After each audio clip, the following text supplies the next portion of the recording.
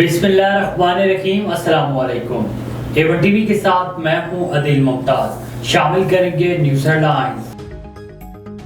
نگران وزیر اعظم کا کابینہ مختصر رکھنے کا فیصلہ، مشاورتی عمل تیز۔ وزیر اعظم انوار الحق کاکڑ تمام شخصیات کے پروفائل کا جائزہ لیں گے۔ نگران کابینہ کے لیے جلیل جیلانی، شعیب سڈل، حفیظ شیخ کے نام زیر غور۔ احسن بون، سرفراز بگٹی، ذوالفقار چیمہ کے ناموں پر غور۔ نگران وزیر اعظم نے کہا ہے کہ معاشی مشکلات کے شکار ملک پر مزید بوجھ نہیں ڈالنا چاہتے۔ وفاقی بیوروکریسی میں اکھاڑ پچھاڑ کا امکان۔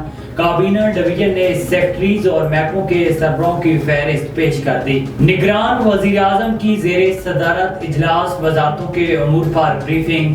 نیشنل ہائی وے اتھارٹی کے ترقیاتی منصوبے پر تفصیلی بریفنگ دی گئی۔ وزیر اعظم کی کراچی چمن شاہراہ کی تعمیری نو پر کام شروع کرنے کی ہدایت۔ وزیر اعظم نے کہا ہے کہ بلوچستان میں روڈ انفراسٹرکچر پر خصوصی کام کی ضرورت ہے۔ نگران وزیر اعظم سے سابق وزیر اعلیٰ بلوچستان جام کمال کی ملاقات۔ جام کمال نے وزارت عظمیٰ سنبھالنے پر مبارکباد دی۔ سندھ کے نگران وزیر اعلیٰ جسٹس ریٹائرڈ مقبول باقر کل حلف اٹھائیں گے۔ انہوں نے کہا ہے کہ مشکل حالات میں بہت عام ذمہ داری دی گئی۔ الیکشن کس انداز میں ہونے ہیں، فیصلہ الیکشن کمیشن نے کرنا ہے۔ خواہش ہے آئین و قانون کے مطابق انتخابات بروقت ہوں۔ انتخابات کروانے میں آئین اور قانون کے مطابق الیکشن کمیشن کی معاونت کریں گے۔ احتساب ہمارا ایجنڈا نہیں، حالات سنگین ہیں، امید ہے بہتری آئے گی۔ نگران سندھ کابینہ کے لیے مشاورت، بیشتر افراد کا چناؤ کر لیا گیا۔ ذرائع کے مطابق آئندہ 3 روز میں نگران سندھ کابینہ کا باضابطہ اعلان ہو جائے گا۔ ابتدائی طور پر نگران سندھ کابینہ میں 10 افراد سے کم ہوں گے۔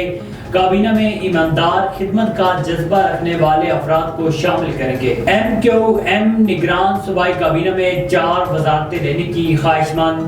بلدیات، تعلیم، صحت اور سپورٹس کے قلمدان شامل۔ رابطہ کمیٹی کا مشاورتی اجلاس آج بہادر آباد میں طلب۔ نگران سیٹ اپ کے لیے ناموں کو فائنل کیا جائے گا۔ مقبول باقر کسی کی پرچی نہیں، ان پر کسی کو اعتراض نہیں تھا۔ آگے بڑھیں، آپ کو بتائیں کہ ٹھل میں ویکسینیٹر ٹیسٹ پاس امیدواروں کو آفر آرڈر نہ ملنے اور میرٹ لسٹ جاری نہ کرنے کے خلاف احتجاجی مظاہرہ۔ ویکسینیٹر امیدواروں نے شاہ لطیف لائبریری سے احتجاجی مظاہرہ کر کے کند کوٹ جیکوباد روڈ بلاک کر کے محکمہ صحت جیکوباد کے خلاف شدید نعرے بازی کی گئی۔